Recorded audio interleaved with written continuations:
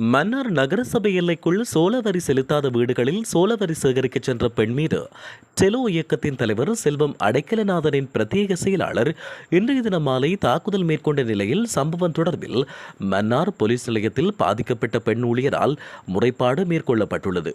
குறித்த விடயம் தொடர்பில் மேலும் தெரிய வருகையில், மன்னார் நகரசபை எல்லைப் பகுதிக்குள் நீண்ட நாட்கள் சோளவரி செலுத்தாத வீடுகளுக்கு சென்று இரு பெண் உத்தியோகத்தர்கள் இன்றைய தினம் மாலை உரிய ஆவணங்களுடன் வரி சேகரிக்க சென்றுள்ளனர்.